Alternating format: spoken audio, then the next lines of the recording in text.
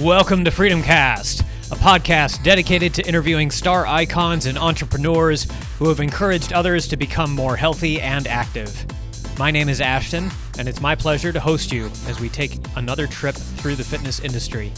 It's entertaining and informative, and I hope it makes fitness more exciting and special to you in your own fitness journey. Freedom Cast is supported by Freedom Fitness Equipment in Charlotte, North Carolina.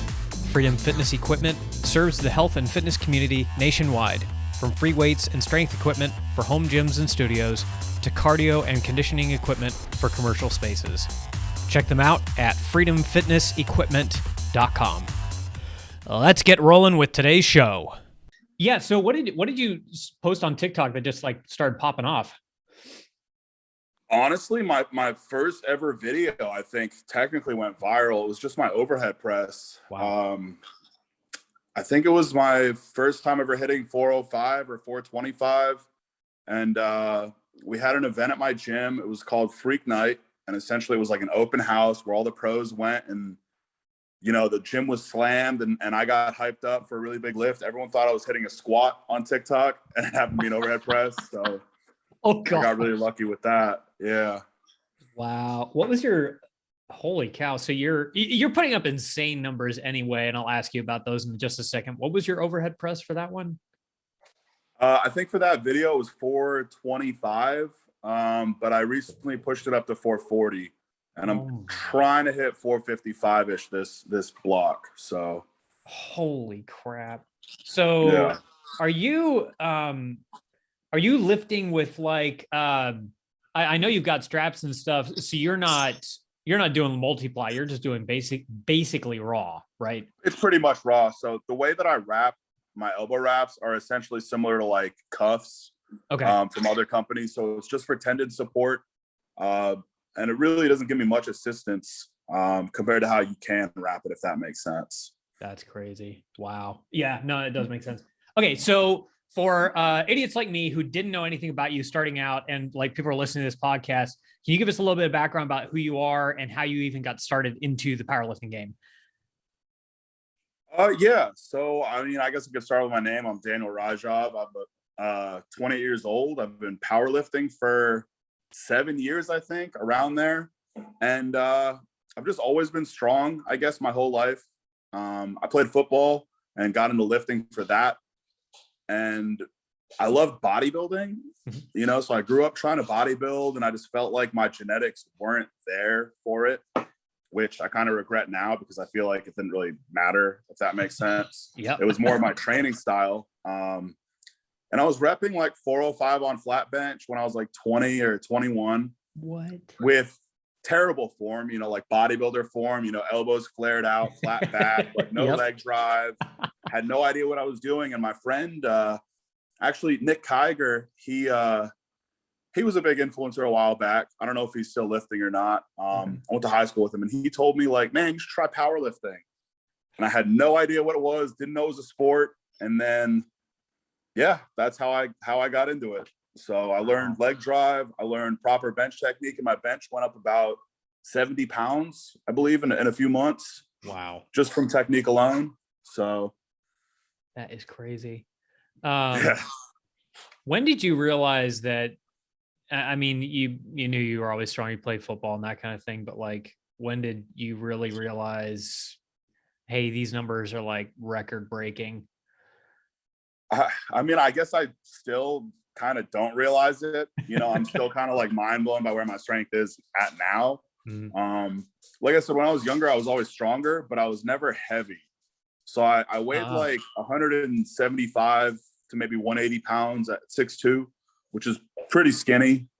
And then in high school, I pushed my weight up to about like 240 to 250, but I was kind of fat. Yep. And I was benching in like in the 300s, and I didn't really think anything of it. You know, obviously until all my friends were telling me, man, you're really strong, you know, you're getting there and this and that. And yeah, I just kept doing it, you know, for the past 18 years. And I guess, yeah, now I'm here where I'm at. I never thought I would be in the 600s. I never thought I'd be benching in the 500s. You know, I have some followers who have been like with me since day one, and they still remember when I was benching in the 4s, you know, chasing 500. So wow. Is the 242, 275 the weight classes that you're competing in, or is that something else in your profile? Yeah, so those are the weight classes I compete in. Right now, I mean, honestly, 242 is probably going to be out of my reach. Just because this off season, I'm trying to push into like the 290s to light 300s. Wow. Just because it's a lot easier to cut weight, if that makes sense. Like for powerlifting standards, you can cut like 30 pounds if you're in the 300s, obviously, to make weight, and then you'll gain back probably that much weight for meet day. Okay. Versus just walking in at that weight. Gotcha. I'm curious from a professional standpoint, is it better to be at the low end of that, like as lean as you can get in a weight class, or is it better to push it as far as you can and try to get up to whatever max weight capacity is for your category? In my opinion, I feel like powerlifting now is really about how much weight you can cut and how lean you can come in. So looking at old powerlifting videos or records, you would see people at like 20% body fat, 25% body fat at super heavyweight, and just more weight, was better. Nowadays, I feel like every record holder out there has an 8-pack. They come in at around like 10 to 8%, maybe a little bit leaner. You never know. Yeah. And they're just like insanely shredded for their weight class. So I feel like, coming in at a leaner weight is probably better for the pros. I would say as a beginner, just come in at whatever weight you're at. Don't even think about cutting, hit some PRs and enjoy it, Gotcha. From a physiological standpoint, why is it better to come in leaner? Because my opinion was always that you would want to max out the muscle mass for that weight class as much as you could. And is it because of the risk of going over or something else? I would say it's more due to the compounds nowadays. It's a lot easier for people who aren't natural to stay, in that 8 to 12% body fat percentage and cap out at their body weight. So like, let's say, you have people competing at 198, they might be 220 in the off season. And then, come meet day, they come down to 198, and then they're competing at essentially 220 in the 198 weight class. Interesting. Versus I would say some of the natural competitors who are, 15%, 12%, maybe even closer to 18 to 20, depending on their weight class. It's a lot harder to put on muscle mass and maintain muscle mass. Right. Okay. So. Gotcha. That's fair. I noticed on your YouTube page, what did it say here? It listed your stats and then sponsored by Larry Wheels. How the heck did that happen? So I feel like I got extremely lucky there again as well, man. Like I've just been getting, I say it's luck, but obviously it's from hard work and stuff like that. So he noticed me. Really, it was his manager who noticed me first, Adam Silver, StrengthNet. He saw my dumbbell work. I was doing the 200s for sets of like 20 on dumbbells. Lord. And I've always been stronger with dumbbells just because of the way I grew up. I used to always train with dumbbells, because I wanted to be a bodybuilder. Yeah. And dumbbells gave me a better contraction, so I trained with those. And they noticed me on that. And then they started noticing my other lifts. And they reached out to me about, I think, a little over a year ago, maybe a year and a half ago. They reached out to me and we worked something out. And I've just been growing ever since, man. It kind of gave me more motivation, if that makes sense. So, So did you end up when it says sponsored by Larry Wheels, like, are you now part of, like, is their media team helping you with like social media marketing or things like that? Or was that made practical? To an extent, yes. So they run their team personal record page, and they will repost athletes, as well as I believe they repost some people who aren't athletes if they're somewhat impressive or interested in that athlete. Okay. To kind of boost their social media as well. When they sponsored me, I had about 2,000 followers, and now I'm at about 3,100 on Instagram, and I think 130 or 140,000 on TikTok. Yeah.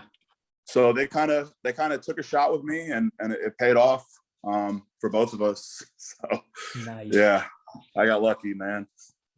And I'm sorry, sorry, you mentioned this earlier, but did you know Larry Wheels personally before this? So I had met him, actually. This will be a funny story because I don't think I've told him this yet.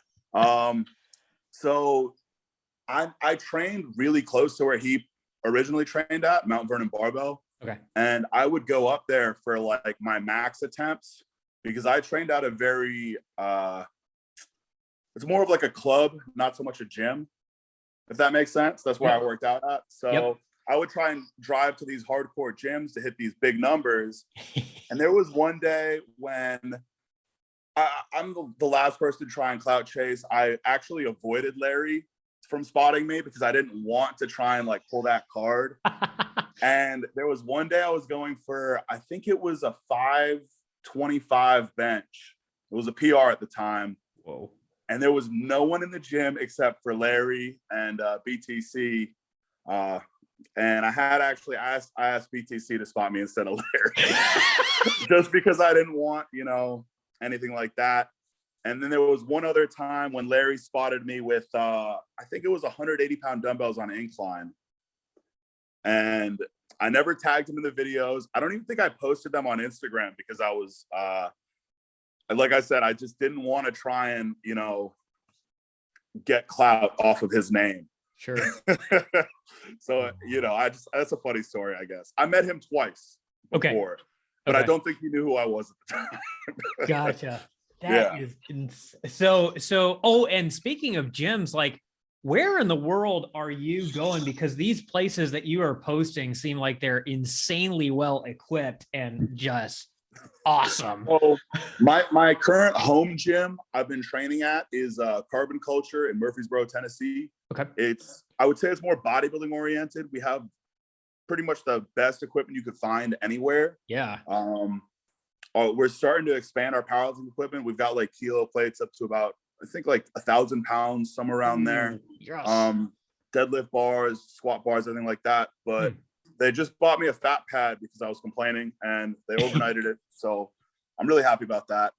And then like a lot of these other gyms, man, I've just been traveling a lot, with my sponsors and stuff like that, trying to explore and find cool gyms, man. Yeah. I went down to Texas and visited Absolute Recomp. I don't know if you saw that video. Their gym was like, I think it was like 60,000 square feet or something. It was incredible. Yeah. What? Yeah, it was huge. It was absolutely massive. Like half of the gym was set for like the powerlifting equipment.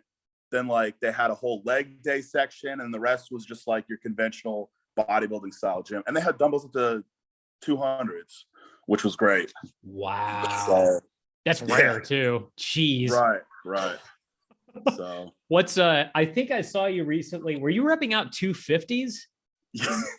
Yeah. So that was the first time I went down to Texas. It was for FitCon, and I was just starting to get like noticed. That was right after I had gotten sponsored by Larry. Went down to FitCon, and I did 242s. Like I did makeshift dumbbells. I just pretty much chains around the dumbbells to make them weigh more. Oh, geez. And I hit the 242s for 8 reps, I think. So I was like, I can easily do 250s. And I went to Metroflex, and they actually had their 175s, 200s, and 220s were all being fixed. So I had to go from 150s to 250s with no warm up. And that's why I paused them. I was very nervous about tearing something or breaking their 250s. Yeah. And that was, I believe, the heaviest set ever done with them. The only person to ever do them before me at that gym was Big Boy. He did 1 rep, and they bought those for Ronnie, and he never used them due to injuries. So gotcha. I want to go back and hit him for 10. Yeah, no kidding. Yeah. We were down for FitCon, me and a buddy of mine for last year in Tech. Are you planning on going down again in this year? Yep. Sweet. Okay. If you're there, let me know, man. Shoot me a message. I'll find you. Definitely will. That'd be awesome. Seems like you do a lot of things for shits and giggles on social media, so, which I freaking love. Yeah. So what? I know you do. Like, you'll respond to comments and be like, "Yeah, I can rep that." So, like, anything crazy? Like, what's the craziest thing you've done for somebody? Like rep wise, or just like actually doing something stupid? Actually doing something stupid. I would say it was my overhead press clap rep. No, you didn't. Know if you saw that. No, what? I got tagged in a bench video of a guy doing clap reps with 225. Oh no. And I was training shoulders that day, and I was with my friends, and they were like, dude, you can just do it with shoulders. So I did it with 135 really easily. I did it with 185 really easily. And then I went for 225, and I was like throwing it in the air. And I was like, there's no way I'm going to clap this. I was too nervous. Thought I was going to kill myself. So yeah, I would say that's probably the stupidest one I've done. Either that or the sit up with 315. You set up with a bar with 315? Yeah, I did. So I went from a bench press. I did like an ab crunch and like sat upright and then overhead pressed it. And then laid back down and kept benching it. Holy cow. There was some guy I've seen, maybe Dream World. Say what? That guy, it's Dream World. He does that a lot. Okay, gotcha. Where he like flips in his lap, does a thing, and just comes right off the bench. Yeah. Crazy town. That guy is strong, man. Yeah, it seems like the craziest part about him is his physique is like, he looks like a bodybuilder. He looks lean year round. Yeah. So that's hard to do. Yeah, absolutely. Like the cutting year round thing is that's so rough. You met I know you posted photos of like Jay Cutler and some of these guys. Like, how'd you end up meeting Jay? So again, I got lucky. Like I said, we the gym we go to, Carbon Culture. Yep. They're pretty well known with the bodybuilders. Like the owner knew a lot of bodybuilders, and they actually flew out a bunch of pros for the grand opening. Cool. Just a lot of pros were there, man. So I got to, like, again, I didn't want to take a lot of pictures with people because it was, that's just not how I am. I'm not going to be a fanboy, even though, you know, I grew up watching them and all that. Yep. So Jay was one of the people I did take a picture with. And I met, like I said, I met a lot of pros that day. That's how I met them, you know. You know, my girlfriend actually knows a lot of pros as well, so I met a lot of pros through her. Okay. Including Flex Lewis and Brandon Curry. So that was actually really cool. Wow. Yeah. So at this point, I'm guessing that this is your full time. Kind of. Yeah. Kind of? Okay. So my main income is from lifting and sponsors, but I also work at my gym just for extra income. Okay. So hopefully one time, like eventually, maybe in a year or two, it'll be like 100% full time. But right now, I do want to make extra money elsewhere. So for the kids listening, don't think that you can just make all your money off sponsors and stuff like that. There's always room to make more money. Well, and with powerlifting and bodybuilding too, especially, it's a very the sport itself. You can't. I'm sure you know from like competing exclusively, you have to be sponsored in order to make. Oh yeah, that's one of the reasons why I really haven't competed in a while. There's absolutely no money in competing. Yeah. It is a good way to get your name out there, but right now I got lucky with social medias, like I said. So I've been trying to push my socials a lot harder. Yeah. You know, I'm trying to chase that 700-pound bench. If I was trying to do a meet, you know, I would hope for like 650 to 660, but I'd have to cut weight. Yeah. So there's no point in me cutting weight now while, you know, I'm pushing my socials and then essentially lowering my lifts to a degree. Right. So yeah. When did this start to become like the thing you were doing all year round? I mean, were you, what was your job history like before this, or were you always in the lifting world? So I've always been lifting, but my job before, I was a contract engineer. Okay. And I actually made really good money. I was working for like AT&T and a lot of companies around mid-Tennessee. Yeah. And then like the job title that I was doing was kind of like getting pushed out. They deemed it pretty much unnecessary to do for most jobs.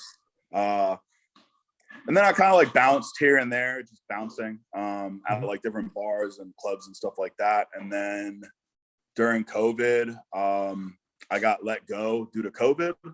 Oh, wow. You know, and then kind of was lucky enough to have savings and stuff to survive. And then I would say in the last year, I just started really making money lifting.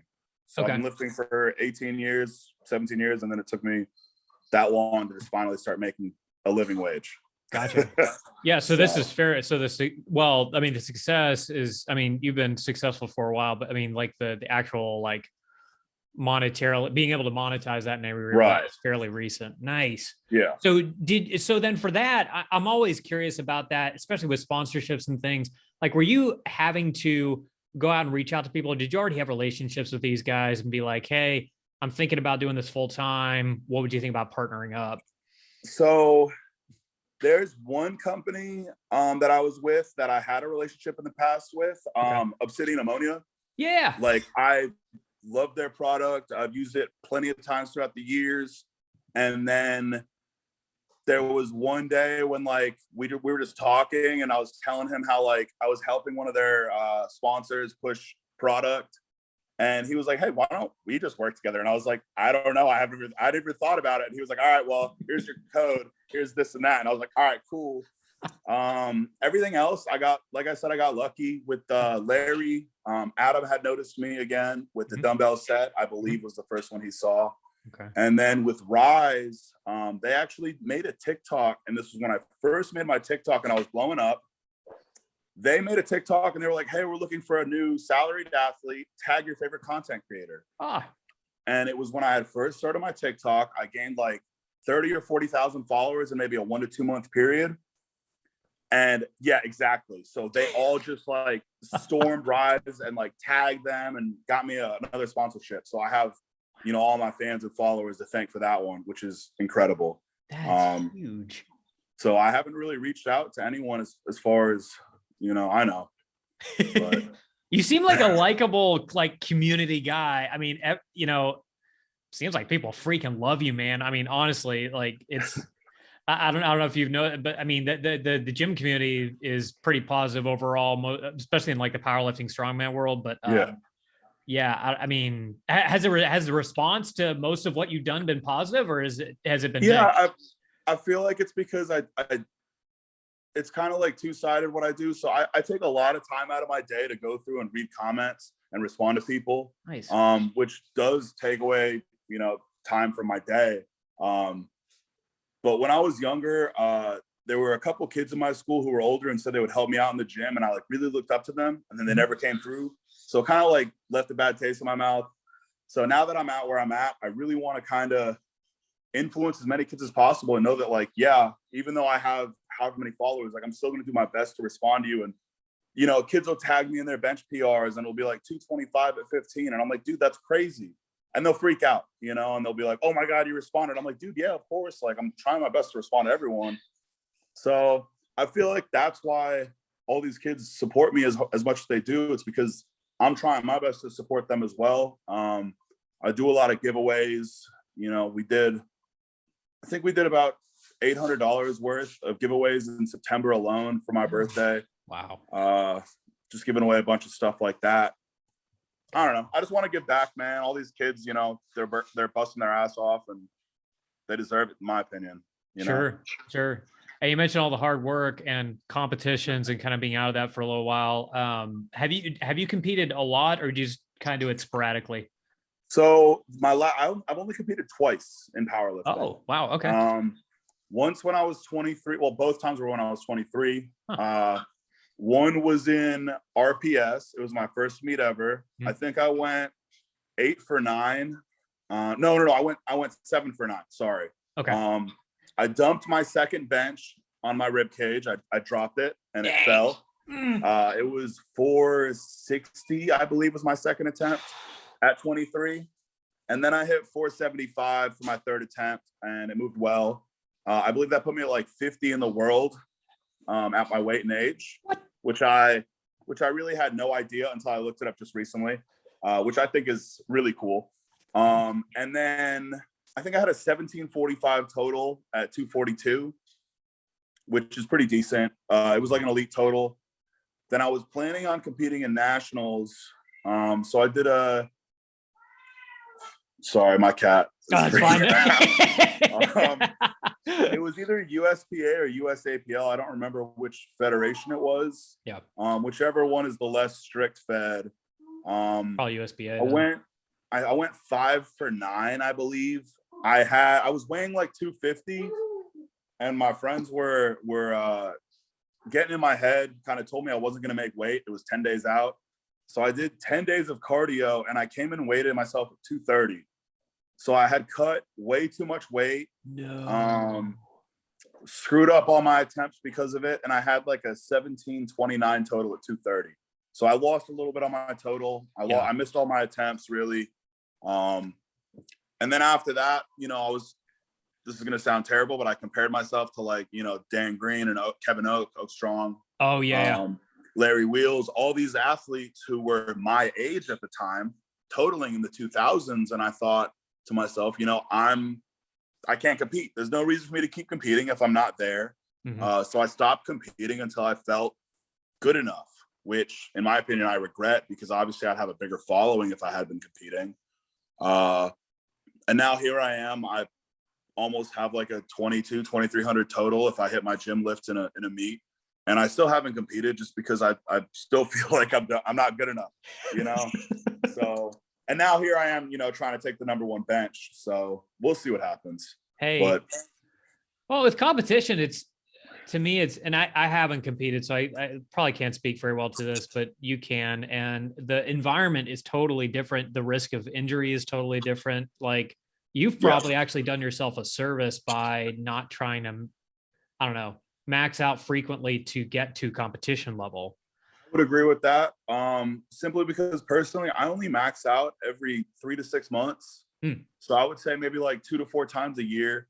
And I do go off program when I have like, Tumbarello flew in for New Year's and I hadn't eaten food that whole weekend. Like I was off my meal plan and we weren't sleeping well. We were hanging out, having fun, doing everything. I was showing them Nashville and I went for a max after that. So it was a bad idea, but I almost hit 660. So that was a good sign. I took it as a win, even though I missed it. Yeah. Just because I almost hit a PR on a bad day. Yeah. So like a lot of these kids trying to compete super often, they don't give themselves time to grow and improve. So, I mean, it's a lot of the kids want results now instead of wanting to put in the work for it. So I guess you're right. I think it's, sitting back and kind of just training for the past couple of years has been good for me. Sure. Is the training regimen these days looking more like powerlifting, more like bodybuilding, a hybrid between the two? Because I see you doing, I guess, a mix of both, I guess. So the way I train, I would say I do about like a 3-month block of hypertrophy, not necessarily bodybuilding style, because I'm still doing like all the main lifts or accessories that help those lifts out. But they are hypertrophy based. So I'm doing sets between like 8 to 15. Sometimes I'll do sets of 20. And then for the next 3 to 4 months, I'll be doing, my strength block, let's say sets of like 5 to 10, maybe 12. Same thing, same movements, keeping it super simple. I don't really change anything up for my training except for my rep ranges. And it's been working for me. Yeah. Every now and then I'll change up my accessories if I need to.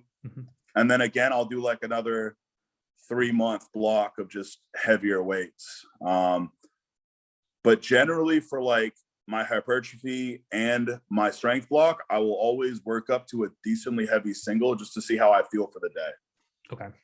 So I'll always work up to about like 85 to 90% for just a single. Should be still a warm up to me. And then, I just pretty much do what I've been doing. But I know a lot of people are super strict on just powerlifting training, but in my opinion, I feel like you need both. There's like a happy medium. Yeah. Well, you need the hypertrophy cycles for sure, I would think, to just grow the muscle, period, Absolutely. So you got to get that in the off season at a bare minimum. Yeah. One of my friends, he's a coach, Joe Corsi. He does a lot of hypertrophy work for his clients just because it's something most kids don't do. And like you said, they need that to grow. And that's super important. Yeah. So plus you'll look damn good. Yeah, exactly. They'll look better and they'll lift more. So, you mentioned girlfriend. Are you married now? I thought I saw something about that. Maybe I was wrong. No, everyone calls her my wife. You just roll your eyes. She's actually right here. Hey, how's it going? So, so we've been dating for a little under 3 years now. Okay. We're not married yet, so hopefully one day she'll say, "Yeah, we don't know." I'll hope. What? She's rolling her eyes again.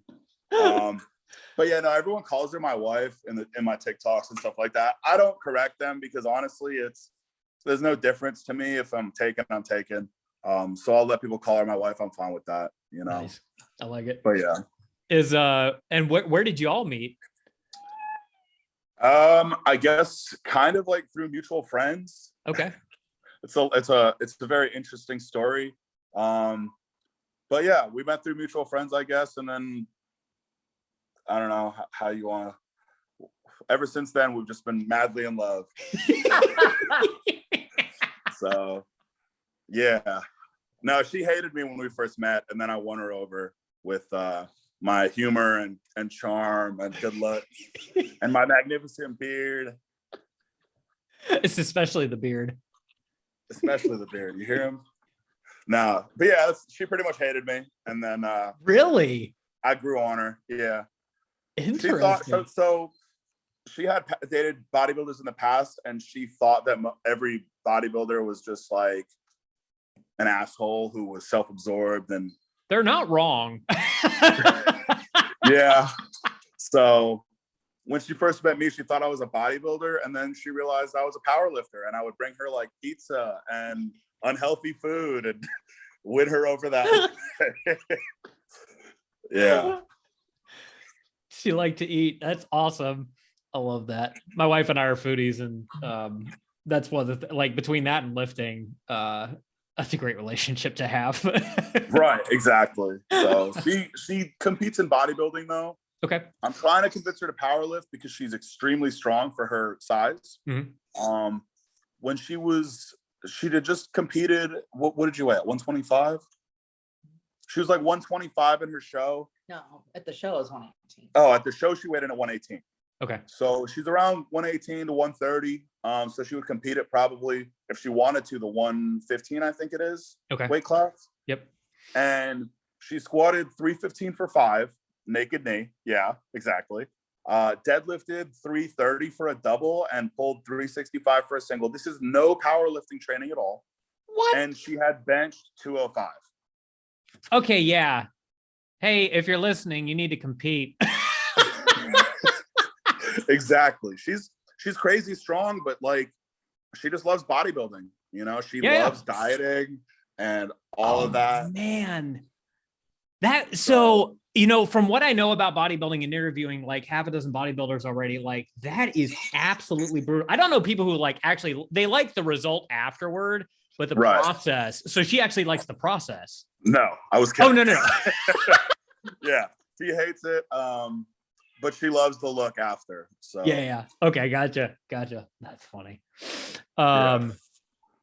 Dang. So is she? So she's as much into fitness as you are, frankly. Yeah, I would say she's just as much into fitness as I am. Not so much the social media side. Mm-hmm. I've been trying to get her to make a TikTok and stuff like that because she is insane. She gets like, I think she got down to 7% body fat for her show, which for a woman is extremely lean. Yeah. And I have some pictures where she has like pec striations and like her delts are insanely capped. Wow. So I've been trying to get her to like, you know, post videos like that on TikTok and stuff because she would blow up. But she's just not interested in it. So yeah. You gotta get her on there. Maybe some people are listening to this can tag her on I post her every now and then. Hey, there you go. Post her every now and then, yeah. I don't think I asked you this. What are your actual lift numbers and maxes for? I'll do squat, bench, deadlift, and overhead press. So this is gonna sound dumb. I was peaking for the way I had my squat training. I did a whole block of reverse bands for a specific amount of time. Okay. And then I would repeat the exact same weights without the bands for the next block. Okay. And that is how I actually progressed my squat to the 6s, to the 7s, and then to the 8s. Huh. So I was peaking for a 900-pound squat with 50 pounds of reverse bands. So it was 900 at the top, 850 at the bottom. Wow. And the people at my gym who owned the Buffalo bar actually hid it from me, and they didn't want me using it anymore. So I was unable to finish that block. But my best squat in the gym was 865, 815. So it was a 50-pound difference. Okay. My best squat without the bands from my block afterwards, I hit 700 for a triple. Okay. And then I was not able to use their Buffalo bar anymore because I switched gyms. And the gym I'm at now, the squat bar doesn't really sit well on my back. It slides down a lot because of how the knurling is. Okay. So I haven't been able to do a lot of barbell back squats in a while. Okay. But my best, again, is 865, 815, or 700 for a triple, which is about probably 800-ish. My best bench was 655 pause recently. Hell yeah. And my best deadlift was 735 at 242. I haven't really maxed out recently on that either. I've been focusing on form a lot. Mm-hmm. Because I did gain weight, my leverages have changed. Mm-hmm. So I have to adjust my form for that. And I pulled 705 relatively easily. Just on like I'm about to start my block. Let's go max out, see where I'm at. Yep. Worked up to 705 on kilo plates from a deficit too, which was impressive. Wow. And I pulled that. So I would say, in a meet, if I was peaked, I'd be happy with like 850, 650, and 750. Yeah. Which would put me at 2250-ish or 2200, something like that. 2200, I think, right? Yeah, absolutely. Yeah. Overhead press is... my overhead press, my best was 440 strict. I just can't wrap my head around 440. Yeah. So I really wanted to hit 200 kilos. But I did start from about chin level just because my mobility in my shoulders is terrible. So, okay. I mean, like, if I go like this is the lowest I can go. I can't go any lower than that. So I start at about chin level. And again, for me, the way I train my overhead press, it's essentially to improve my bench. Okay. So it's the same arm angle as my bench, which is one of the ways I train. And then seated, I hit 545 or 565. Somewhere around there on my overhead press. Okay. So, gotcha. Yeah.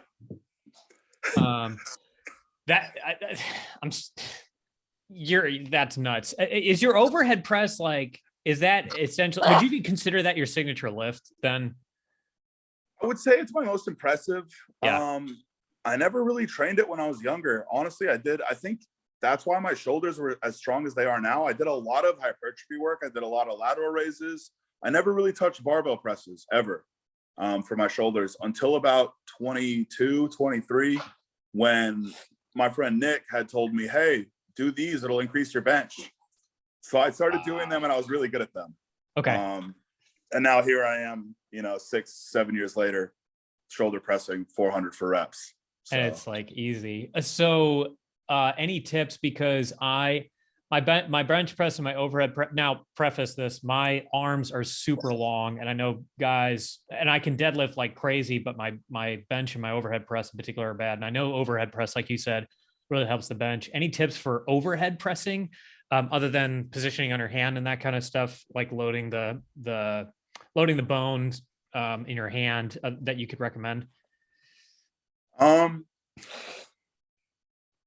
Honestly, just do a lot of hypertrophy work for your delts, man. Don't even think about overhead pressing as much. In my opinion, I don't think if you overhead press too much, I don't think you're really going to get that much better. I mean, obviously you will, but yeah. I think the accessory movements are what's really going to help.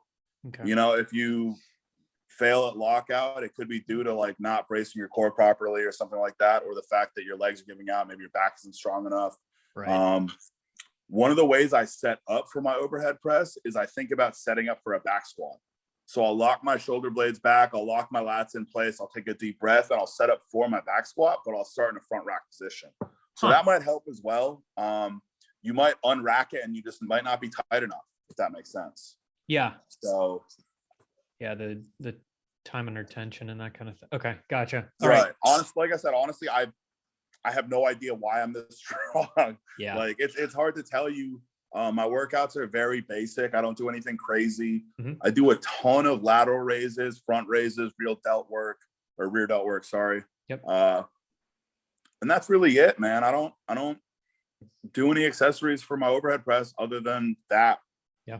And it's just been going up. I do a ton of tricep work as well. So maybe tricep strength. Sure. Well, I mean, keeping it simple is probably the best especially for somebody starting out too. So I think that's just fine. I wanted to ask you about what was that other question I had in here? Have you ever? I know I asked you that before. Like, I know you lift raw, but have you ever tried equip lifting at all? Like with gear, with like shirts and stuff? I've never actually tried it.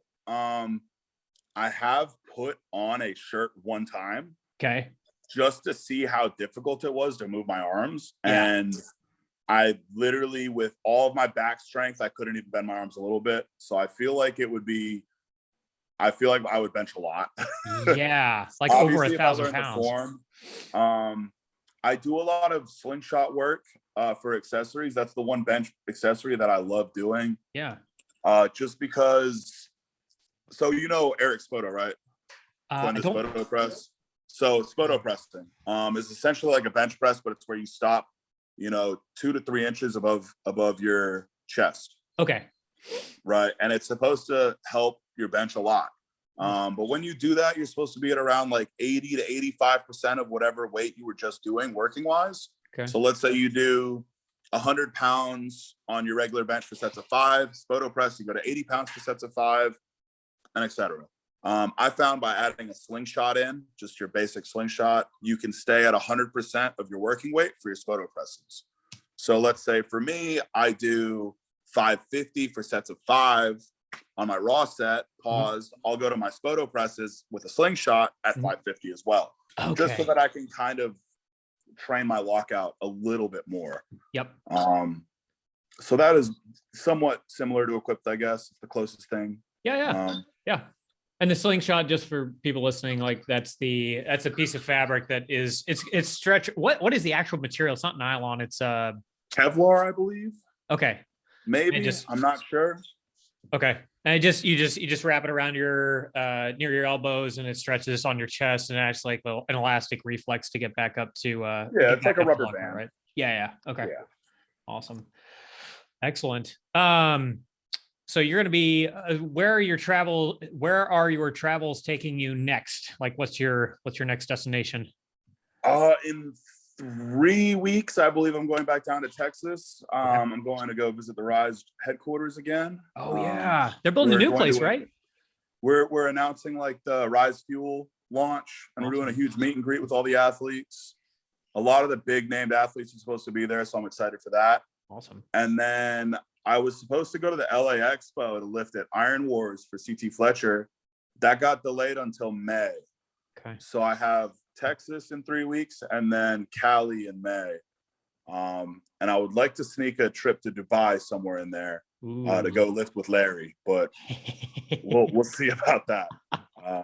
So it's if my girl's up for the travel and traveling that often. That'd so amazing. Larry lives in Dubai, right? I believe so. I know he's been there for a really long time, so I would assume he lives there. Yeah, you got a place there. Yeah. Okay. Awesome. Then he'll be back FitCon in Texas, which I was excited about. That thing is getting bigger and bigger. They keep adding locations, so I'm pretty excited. Do you know the organizers there for FitCon? For FitCon? Yeah.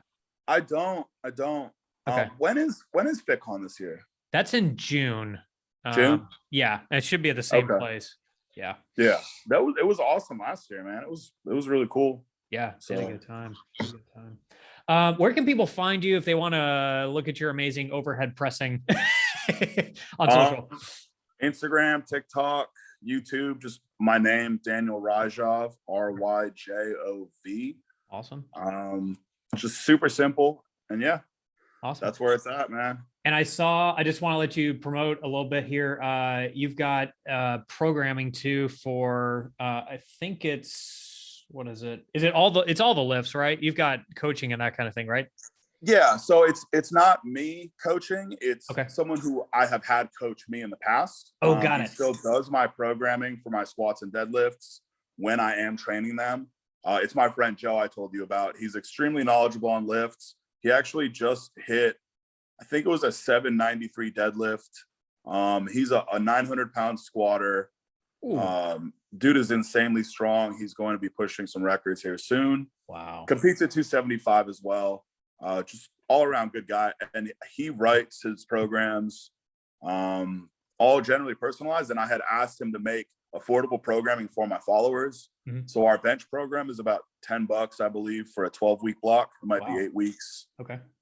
But yeah, so I just wanted to make it, you know, a decent program that was affordable to people who generally can't afford it. Because kids always ask me, how do I increase my bench? How do I increase my squat? You know, even you just asked me how to increase the overhead press. So I had him create a couple programs. We ran it, saw how it was. I approved. He obviously approved because he wrote it. And everyone who's ran them has increased their lifts by a good amount. So yeah, that's where the programming is. I like it. You're so incredibly busy. I mean, would you ever get into the personal training side of things? Or are you trying to just like do the lifting side and that's it? I used to personal train. I totally forgot to tell you about that. Oh yeah. For a while back, I was doing personal training and I did really well. I loved training, but it was frustrating when you didn't have clients who are actually into the gym. Yeah. So I might try online coaching sometime soon. I really don't know. I don't feel comfortable really programming people when I don't know it'll work, if that makes sense. Yep. I don't have much experience doing it except for myself. So I would rather, you know, give a different coach's info out versus taking people's money and not knowing it'll work. Sure. Obviously I could do that. I could, you know, charge kids $200 a month, $300 a month for online programming and just be like, oh, you didn't hit your PRs, you suck. Like, you know, instead of being like, oh, I don't know what I'm doing. To an extent, obviously. Yep. Well, I mean, or you could just go completely the opposite direction and just only train celebrities like Larry Wheels. Oh, yeah. I mean, honestly, I wouldn't mind like helping out kids with like form and stuff, but doing like actual programming and stuff, I don't feel comfortable with. Yeah. And I do have kids message me a lot on like social media, on Instagram and stuff, and ask me to go over their bench form, and I'll respond to them. So I do give out free advice like that. Please do not blow up my DM. Here it comes. Yeah, I know, right? I'm gonna look at my Instagram the next day. It's gonna be like 1,000 requests of just videos. If you do send me a video, please crop it so I don't have to watch, you know, the setup and like 2 minutes of you walking around and getting excited and stuff. I don't know. Sniffing on ammonia and being like, whoa. Yeah, right. I had one kid who sent me a squat video and literally he didn't crop it at all. So I watched him start the recording, walk up to like the rack with his camera, place it down on the ground, walk back to his bag, grab his belt. And I'm like sitting here, you know, waiting for it to load. And then finally he did a squat and it was like a single rep. And I had to rewatch the whole thing like 8 times. And it took like 20 minutes out of my day just to watch his squat form. But yeah, so. First thing about squat form, get to it. Yeah. Crop the video. Crop the damn thing. So. I love it. Well, keep it up, man. I mean, you're from all appearances absolutely freaking crushing it. So thank you. Yeah, you're doing I know you probably didn't need anybody to tell you that, but like I love your stuff and I love following you and seeing the vids and stuff. And it sounds like you're like really coming into it with all the sponsorships and everything. So keep it up, man. It's been awesome to watch. And you're like a genuinely good guy. Like there's jerks out there and there's people who promote all sorts of BS. Like you're legit, you're original. And I really appreciate that about you. So. I mean, like I said, man, I still feel like, you know, I haven't made it, if that makes sense. I still feel like I'm grinding. I'm trying my best to get there. Sure. And I know how much work it takes to get there. So any kids who are like trying to hit PRs and stuff like that, or are chasing the dream, I get it. I know how hard it is, and I'm trying my best to help people out, man. Yeah. So yeah, especially in the lifting world, like there's a lot of people who are they're not good people, but they're also like a lot of people who are just trying to make it like you were, you know, 18 years ago. Yeah. You know, so I would say the people that are like that are more in it for the money aspect instead of the influential aspect, if that makes sense. Yeah. For sure. Sorry, my cat is like that's okay. running around knocking things over. She's literally right here. Hey. Oh, that's cute. Yeah. That's adorable. She's begging for attention. Well, Well, and you've been an overnight success 18 years in the making. So there's that, Yeah. too, you know? Yeah. Like I said, man, I'm still kind of mind blown about it. I'm still surprised. Yeah. I still haven't fully soaked it in. You know, there'll be kids who stop me at like Walmart or the gym and take pictures with me. And it's just, my girlfriend thinks it's funny. I'm still like shocked about it. She kind of gets annoyed every now and then, but it's part of life, man. TikTok has really made some superstars in the social media space too. Yeah, absolutely. That's why I feel like I'm super lucky with it, because if I hadn't started that, I would probably still have, 2,000 to 3,000 followers. Mm-hmm. I wouldn't be making any money probably, which obviously isn't important, but it is beneficial. It does let me give back to the community a lot more if I have, an extra income that lets me donate it back in giveaways and stuff like that. So. Yeah. Well, and you don't have to, not having to worry about the monetary side of things is really nice too. It just lets you concentrate on what you need to concentrate on. Absolutely. So that's awesome. Well, thank you, Daniel. I really appreciate it. Thank you so much for coming on, man. Yeah, I appreciate it, man. It's definitely a pleasure of mine. I love doing podcasts like this. I'm sorry that it got delayed so often. No, that's all good. It's all good. If you ever want me back, man, let me know. Like I said, I love talking to people and I love letting people hear who I am and what I do. Thank you for listening. Please give Freedom Cast a 5-star review on Apple Podcasts or wherever you listen to podcasts. It would mean a lot to our business. Plus, it's fun to read y'all's reviews. See you next time.